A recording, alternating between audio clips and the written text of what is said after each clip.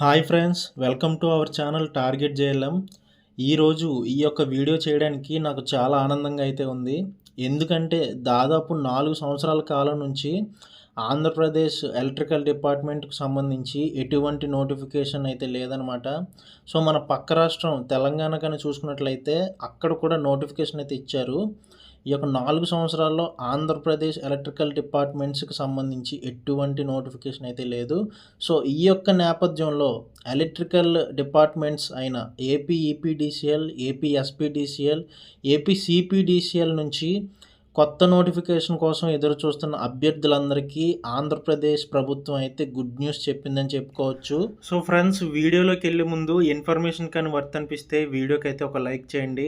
ఎవరైనా కొత్తగా మన ఛానల్ని విజిట్ చేసినట్లయితే ఛానల్ని సబ్స్క్రైబ్ చేసుకొని పక్కనే ఉన్న బెల్ సింబల్ని అయితే ఆన్ చేసుకోండి. నేను ఏదన్నా అప్డేట్స్ ఇచ్చినా సరే మీకు నోటిఫికేషన్ రూపంలో అయితే వస్తాయన్నమాట.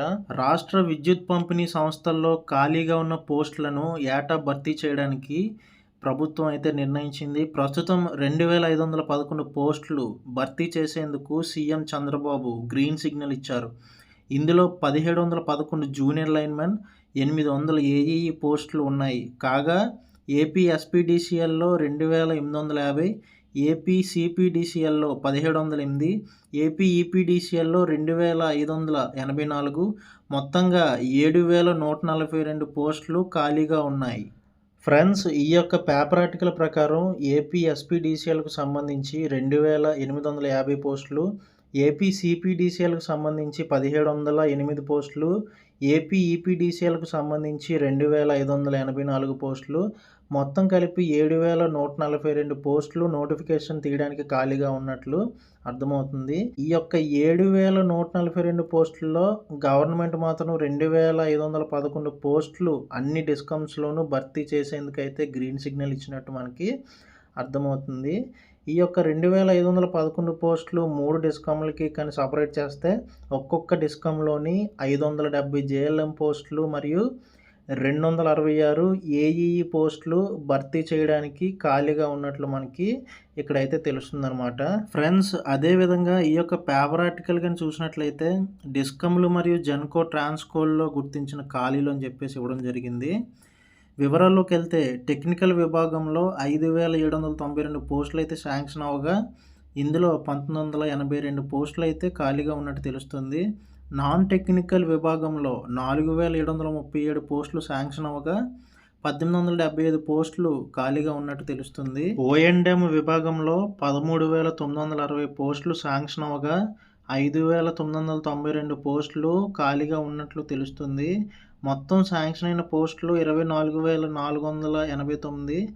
అయితే ఇందులో ఖాళీగా ఉన్న పోస్టులు 9849. ఫ్రెండ్స్, అదేవిధంగా ఏపీ ఈపీడీసీఎల్ నుంచి శాంక్షన్ అయిన పోస్టులు 7004 ఉండగా ఇందులో ఖాళీగా భర్తీ చేయడానికి ఉన్న పోస్టులు 2584 పోస్టులుగా గుర్తించారు.